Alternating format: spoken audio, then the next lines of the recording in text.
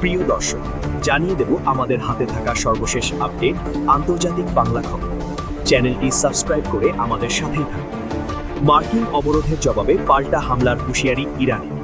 Hormuz প্রণালীতে মার্কিন অবরোধের মেয়াদ বাড়ানোর সময়সূচি মেনে নেওয়া হবে না বলে হুঁশিয়ারি দিয়েছেন ইরানের সর্বোচ্চ নেতা মোজতবা খামেনেইয়ের জ্যেষ্ঠ সামরিক উপদেষ্টা মোহসেন রেজাই। বৃহস্পতিবার 30 এপ্রিল দেশটির রাষ্ট্রীয় সম্প্রচারককারী সংস্থা IRIBর ভোরে এক টেলিভিশন সাক্ষাৎকারে তিনি এই হুঁশিয়ারি দেন। রেজাই বলেন, অবরোধ অব্যাহত থাকলে ইরান এর জবাব দেবে। তার এই মন্তব্য এমন এক সময় এলো যখন মার্কিন প্রেসিডেন্ট ডোনাল্ড ট্রাম্প ইরানের বন্দরগুলিতে অবরোধের মেয়াদ বাড়ানোর কথা ভাবছেন। রেজাই দেশটির জনগণকে ইরানের সর্বোচ্চ নেতা মোজতবা খামেনেই নিয়ে করা বিভিন্ন মন্তব্যের জবাবে গুজবে কান না দেওয়ার আহ্বান জানান। 6 সপ্তাহেরও বেশি সময় আগে ইরানের নতুন সর্বোচ্চ নেতা হিসেবে ঘোষিত হওয়ার পর থেকে তাকে দেখা বা তার কোনো খোঁজ পাওয়া যায়। এ বিষয়ে রেজাই বলেন, সর্বোচ্চ নেতা তরুণ, সুস্থ ও উদ্যমী আছেন এবং দেশের বিষয়গুলি পরিচালনা করছেন। মার্কিন পররাষ্ট্রমন্ত্রী মার্কো রুবিও স্থানীয় সময়ে সোমবার বলেছেন, যুক্তরাষ্ট্রের কাছে ইঙ্গিত রয়েছে যে খামেনেই এখনও জীবিত আছেন, যদিও তিনি বলেন ইরানের নতুন সর্বোচ্চ নেতার কতটা বিশ্বাসযোগ্যতা রয়েছে তা স্পষ্ট নয়। এদিকে যুক্তরাষ্ট্র ও ইরানের মধ্যে শান্তি আলোচনা দীর্ঘায়িত হওয়ায় এবং ডোনাল্ড ট্রাম্প তেহরানের সর্বশেষ প্রস্তাব প্রত্যাখ্যান করায় ইরানের সামরিক বাহিনী দাবি করেছে তারা শীঘ্রই এমন একটি নতুন অস্ত্র উন্মোচন করবে যা তাদের প্রতিপক্ষরা গভীরভাবে ভীত হবে। ইরানের নৌবাহিনীর কমান্ডার শাহরাম ইরানি বলেছেন, ইসলামী প্রজাতন্ত্র শীঘ্রই তার শত্রুদের ঠিক তাদের পাশেই অবস্থিত একটি অস্ত্র দিয়ে মোকাবেলা করবে এবং সতর্ক করে দিয়েছেন, আমি আশা করি তাদের হার্ট অ্যাটাক হবে না। তিনি সতর্ক করেন, যদি আমেরিকার একগুঁয়েমি ও ভ্রান্ত ধারণা চলতে থাকে এবং ইরানের শর্তগুলি প্রত্যাখ্যাত হয় তাহলে শত্রুদের ভিন্ন ধরনের প্রতিক্রিয়ার জন্য প্রস্তুত থাকতে হবে।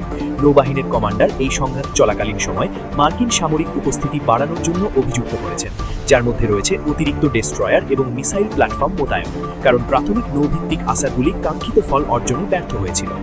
এদিকে আবারও গাজা অভিমুখী ত্রাণবাহী জাহাজ আটক করল ইসরায়েল।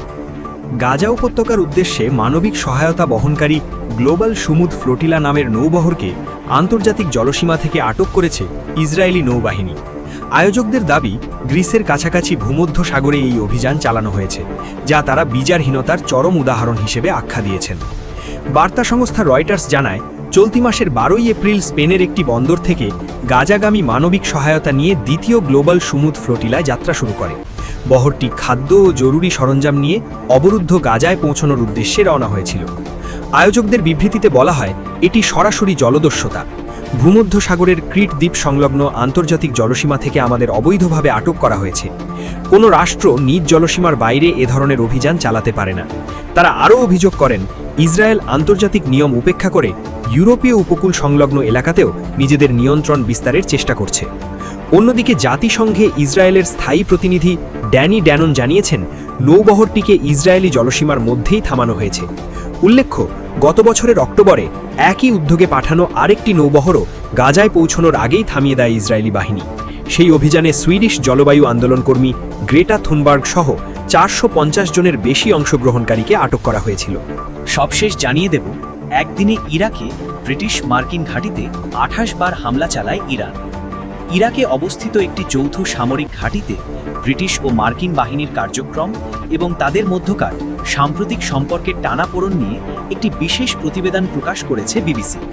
ওই ঘাঁটিতে অবস্থানরত ব্রিটিশ রয়্যাল এয়ারফোর্সের এক বিশেষজ্ঞ জানান, ইরান ও পশ্চিমা শক্তির সংঘাত চলাকালে এই ঘাঁটিকে লক্ষ্য করে ভয়াবহ হামলা চালানো হয়েছে। এক পর্যায়ে দৈনিক গড়ে 28টি পর্যন্ত ড্রোন ছোড়া হয়েছিল এই স্থাপনা লক্ষ্য করে। যুদ্ধের সেই বিভীষিকা বর্ণনা করতে গিয়ে তিনি বলেন, চারিদিকে ধ্বংসাত্মক অস্ত্রের বিস্ফোরণ শোনা এবং সেই পরিস্থিতির মোকাবিলা করা অত্যন্ত কঠিন একটি অভিজ্ঞতা। দীর্ঘদিন ধরে এই ঘাঁটিতে দুই দেশের বাহিনী ইসলামিক স্টেটের বিরুদ্ধে একসঙ্গে লড়াই করে আসছে। তবে ইরানের সাথে চলমান যুদ্ধকে কেন্দ্র করে ওয়াশিংটন এবং লন্ডনের কূটনৈতিক সম্পর্কে এক ধরনের শীতলতা লক্ষ্য করা গেছে। বৈশ্বিক রাজনীতিতে ট্রান্স আটলান্টিক সম্পর্কের এই টানাপোড়েন স্পষ্ট হলেও রণক্ষেত্রে ব্রিটিশ ও মার্কিন সেনাদের মধ্যে এখনও গভীর সংহতি বিদ্যমান। ব্রিটিশ সশস্ত্র বাহিনী বিষয়ক মন্ত্রী আল কার্নস জানিয়েছেন, যুদ্ধের প্রতিকূলতার মধ্যেও উভয় দেশের সেনারা একে অপরকে সুরক্ষায় এবং নিরাপদ স্থানে সরিয়ে নিতে সক্রিয়ভাবে সহযোগিতা করেছে। এই নিবিড় সমন্বয়কে তিনি একটি ইতিবাচক বার্তা হিসেবে দেখছেন। যদিও ব্রিটিশ বাহিনী সেখানে মূলত একটি প্রতিরক্ষামূলক অবস্থানে রয়েছে বলে তিনি উল্লেখ করেন। Air chief marshal sir Harvey Smith জানান, মার্কিন কমান্ডারের সাথে তার আলোচনায় ব্রিটিশ বাহিনীর প্রতি উচ্ছ্বসিত প্রশংসা শোনা গেছে। তার মতে, চলমান এই অপারেশন দুই দেশের সামরিক সম্পর্ককে ইতিহাসের যে কোনো সময়ের চেয়ে বেশি শক্তিশালী করে তুলেছে। তবে মাঠ পর্যায়ের এই ঐক্য সত্ত্বেও ওয়াশিংটন ও ওয়েস্টমিনস্টারের উচ্চ পর্যায়ের রাজনৈতিক ভাষা এবং কূটনৈতিক অবস্থানে ভিন্নতার রেশ রয়েই গেছে।